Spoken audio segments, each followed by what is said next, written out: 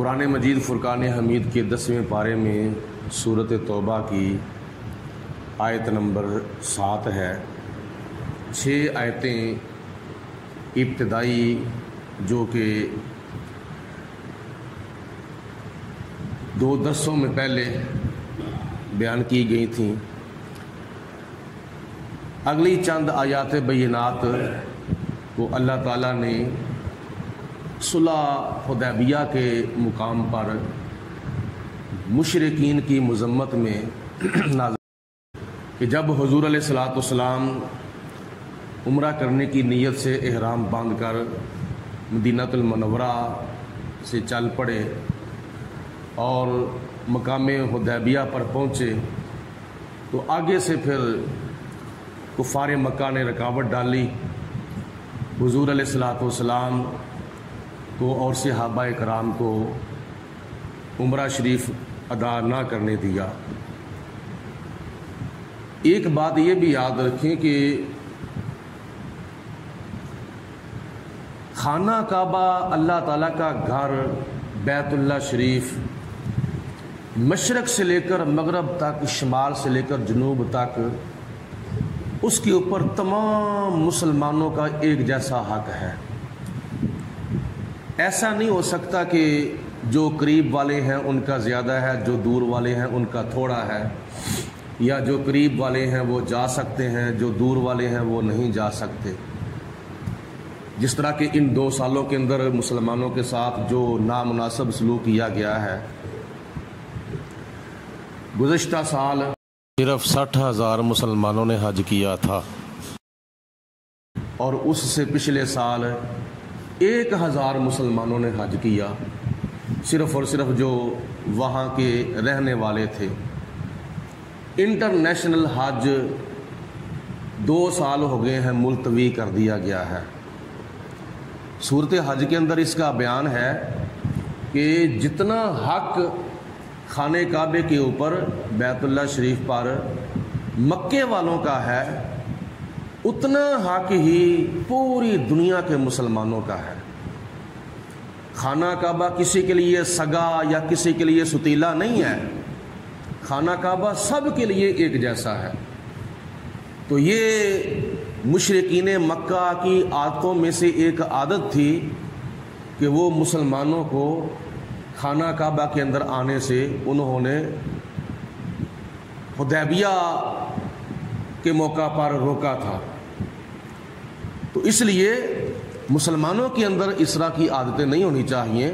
اللہ کا گھر ہے، سب مسلمانوں کا ایک جیسا حق ہے۔ جیسے وہ ایک پنجابی کا مقولہ بنا ہوا ہے، گھر رب دا تے حصہ سب دا۔ تو اس لیے اس طرح کی رکاوٹیں ختم ہونی چاہیے۔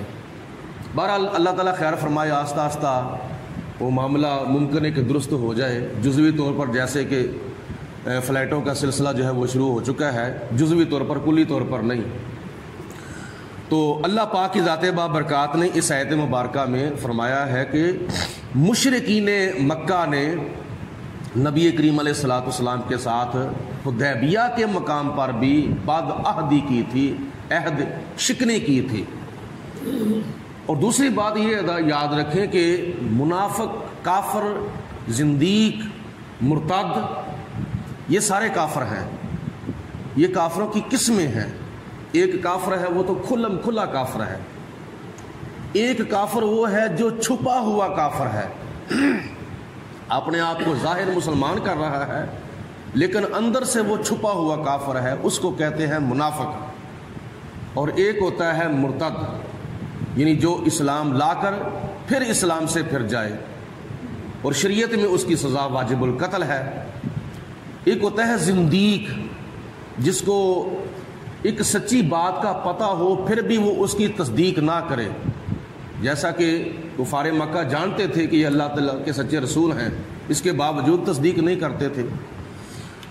تو ان کافروں میں سے ایک کافر ہے مشرک، جو مخلوق میں سے کسی چیز کو اللہ تعالیٰ کے برابر ٹھہراتا ہے۔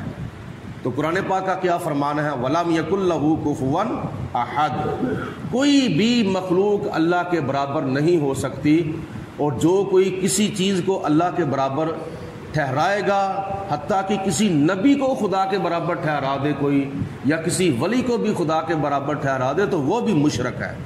اس لیے اللہ تعالیٰ کی ذات بابرکات ساری کائنات کی خالق ہے۔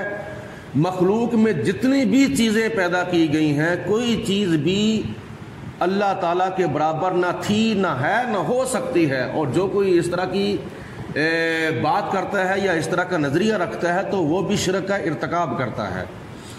تو مشرکین مکہ نے جیسا کہ اس سے پہلے بھی نبی پاک علیہ الصلوۃ والسلام کے ساتھ عہد شکنی کی تھی، وعدہ خلافی کی تھی، کئی وعدے کیے، کئی عہد کیے، توڑے، تو حدیبیہ کے مقام پر بھی انہوں نے حضور علیہ السلام کے ساتھ وعدہ کر کے وعدہ توڑ دیا۔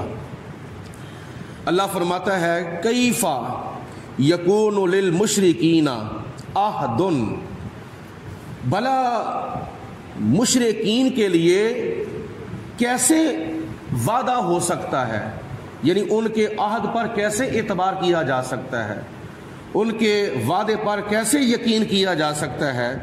عند اللہ و عند رسولہ، اللہ کے نزدیک اور اللہ تعالیٰ کے پیارے رسول علیہ السلام کے نزدیک۔ الا الذین عاہدتم، مگر جن کے ساتھ تم نے معاہدہ کیا ہے، عند المسجد الحرام، مسجد حرام کے پاس، یعنی مقام حدیبیہ پر، جن کے ساتھ تمہارا معاہدہ ہو چکا ہے، ویسے ان کی بات پر، ان کے وعدوں پر اور ان کے عہدوں پر کوئی یقین نہیں کیا جا سکتا، مگر جن کے ساتھ تم نے، اے میرے محبوب اور تمہارے صحابہ نے عہد کیا ہے مسجد حرام کے پاس، فَمَسْتَقَامُوا لَكُمْ، تو تم ان کے، تو جو وہ تمہارے اس عہد پر قائم رہیں، مشرکین میں سے جو تمہارے اس عہد پر، اس وعدے پر قائم رہیں، فَاسْتَقِیمُوا لَهُمْ، تو اتنی دیر تک تم بھی ان کے وعدے کے اوپر قائم رہو، تم بھی ان کے عہد پر قائم رہو۔ ان اللہ یحب المتقین، چونکہ اللہ تعالیٰ متقین کے ساتھ محبت فرماتا ہے، تو وہ اگر تمہارا وعدہ پورا کرتے ہیں تو تم بھی ان کا وعدہ پورا کرو، اور جتنی دیر تک وہ نہیں وعدہ توڑتے اتنی دیر تک تم بھی مشرکوں کے ساتھ کیا ہوا وعدہ نہ توڑو، تو جب وہ توڑ دیں تو تم بھی ان کا عہد ان کی طرف پھینک دو، لیکن پہل تم نے نہیں کرنی۔ اے مسلمانوں، اے میرے محبوب کے غلاموں، ان کے ساتھ کیے ہوئے عہد کی، اس کو توڑنے کی پہل تم نے نہیں کرنی، اگر وہ پورا کرے تم بھی پورا کرو، اگر وہ توڑ دے تو تم بھی توڑ دو، اس لیے کہ وعدہ پورا کرنا یہ اللہ تعالیٰ کی ذات بابرکات کا تقوی ہے اور خدا کا خوف ہے اور اللہ تعالیٰ کا ڈر ہے۔ تو جو وعدہ کر کے وعدہ پورا نہیں کرتا وہ اللہ تعالیٰ سے نہیں ڈرتا۔ جیسا کہ منافق کی 4 نشانیوں میں سے ایک نشانی یہ بھی ہے کہ جب وہ وعدہ کرتا ہے تو وعدہ کر کے وعدہ خلافی کرتا ہے۔ تو وعدہ کر کے وعدہ خلافی کرنا ایک دھوکہ ہے، ایک فراڈ ہے، ایک فریب ہے۔ تو نہ کسی کو دھوکہ دینا چاہیے اور نہ کسی سے دھوکہ کھانے کی کوشش کرنی چاہیے۔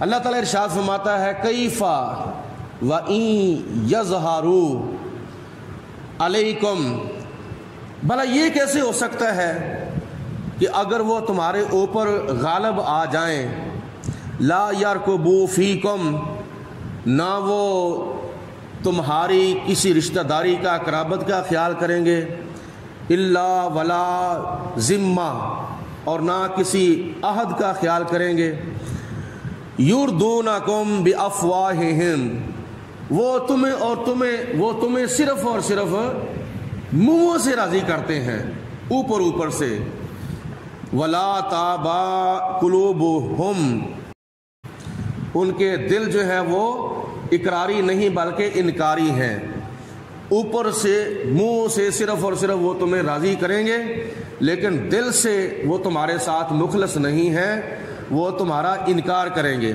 وَأَكْثَرُهُمْ فَاسِقُونَ، اور ان میں اکثر جو ہیں وہ نافرمان ہیں۔ فاسق کا معنی ہے نافرمان اور حکم عدولی کرنے والا۔ تو اللہ تعالیٰ کی ذات بابرکات نے صورت توبہ کی چند آیات بینات جو آغاز میں ہیں، ابتدائی ہیں، ان میں نبی پاک علیہ الصلوۃ والسلام کے ساتھ جو مشرکین نے مختلف مقامات پر اور مختلف اوقات میں وعدے کر کے وعدے توڑے، عہد کر کے عہد توڑے، تو اس سے ہمیں سبق دیا جا رہا ہے کہ تمہارا آپس میں اس طرح کا رویہ نہیں ہونا چاہیے۔ یہ تو مشرکوں کا مسلمانوں کے ساتھ شروع سے لے کر رویہ چلا آ رہا ہے کہ وہ مسلمانوں کے ساتھ عہد کرتے ہیں تو عہد کر کے توڑ دیتے ہیں، پکے نہیں رہتے، قائم نہیں رہتے۔ تو ہمیں سبق یہ دیا جا رہا ہے کہ ایسے گناہ سے بچنا چاہیے اور ایسا دھوکہ کرنے سے، فراڈ کرنے سے بچنا چاہیے، اور یہ بہت بڑا گناہ ہے جو کسی کے ساتھ دھوکہ کرتا ہے۔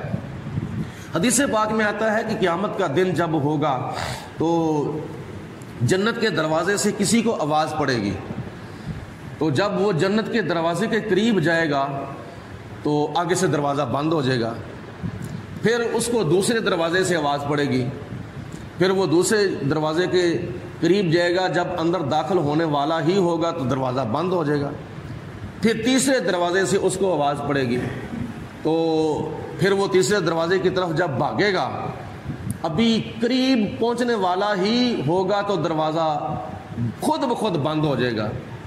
پھر وہ بندہ عرض کرے گا یا پروردگار عالم، یہ میرے ساتھ کیا سلوک ہو رہا ہے، یہ کیا ہے؟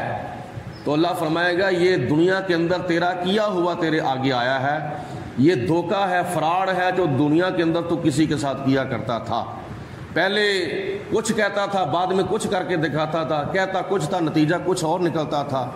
تو یہ دھوکہ ہے، یہ فراڈ کا نتیجہ ہے۔ تو اس لیے آپس میں ایک دوسرے کے ساتھ دھوکہ فراڈ نہیں کرنا چاہیے، دغا نہیں کرنا چاہیے، کسی کو فریب نہیں دینا چاہیے۔ آج کل تو مختلف ذرائع سے اور مختلف اسباب سے دھوکہ دیا جا رہا ہے۔ مثال کے طور پر یہ